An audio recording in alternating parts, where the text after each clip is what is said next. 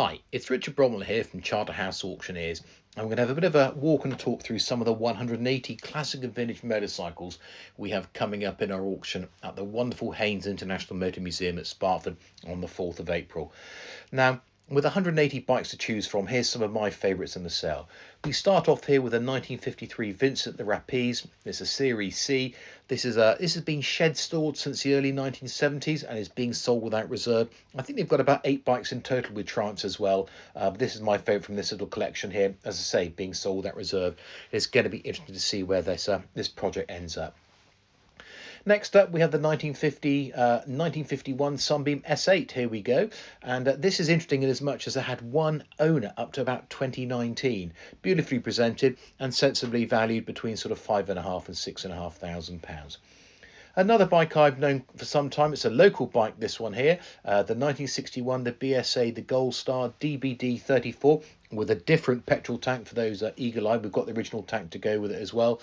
And the client's ridden that to the sale, and he's currently on holiday, and this one's estimated around about the £9,000 to £11,000, so again, certainly a very, very tempting estimate on that. Here we have a 1968, the Egley Vincent. We had this bike on our stand at the Bristol Classic Bike Show. Everybody absolutely fell in love with it.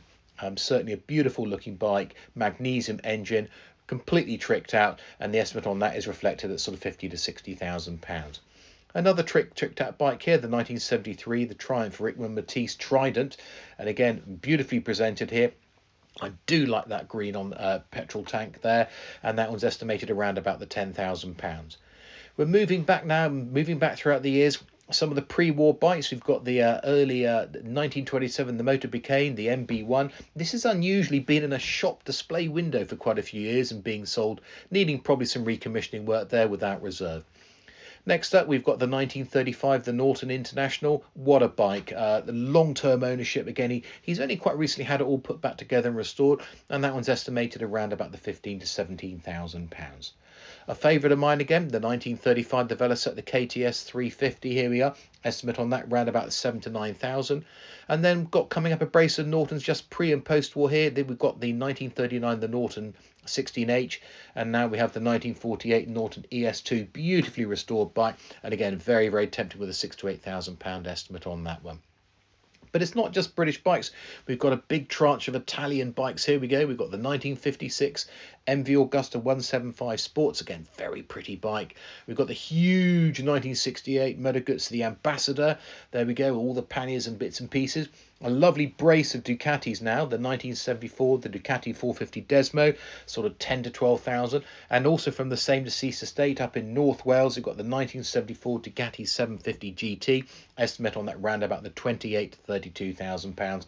And again, another favourite of mine in the sale, we've got the 1983 Laverda Jota Series 2, and that one's estimated around about 18,000 to 22,000. Again, beautifully presented. And for the more modern people, we've got the 2000, the Moto Guzzi Sport, the 1100 Corsa, super rare bike, limited edition, and estimate on that around about sort of £8,000 to £10,000. But for those of you who like to go off-road, again, we've got a lot of off-road bikes. We've got the 67, the BSA, the B40. We've got several bull tacos. This is the Sherpa T350. We've got bull tacos in various conditions. We've got one in parts as well if you want to put it together. We've got the 1976, the Mako 400 Motocross. It's a big old thumper. And again, a bike I remember well from my youth was a 1977, the Honda XL 125, one owner from new, super low miles. And again, another big old thumper here, the 1983, the Husqvarna CR500 Cross, and also the 1984 Honda CR500 Motocross as well. But for those starting out in mud plugging, we've got the little circa 1980 Yamaha TY80. For those of a more mature age maybe and a bigger bank balance than the youngster's bike there, we've got this wonderful brace of Honda RC45s. First up here, this is a 1994 Honda RC45. We've also got the 1996, the Honda RC45, the race bike, and those are both estimated between sort of £40,000 and £50,000. Here we have a circa 1970 BSA Rocket 3, and again that's got quite a few trick parts on it as well. That's being sold without reserve. We have the 1980 Yamaha TZ350. It's a TT Junior winning bike, £14,000 to £16,000.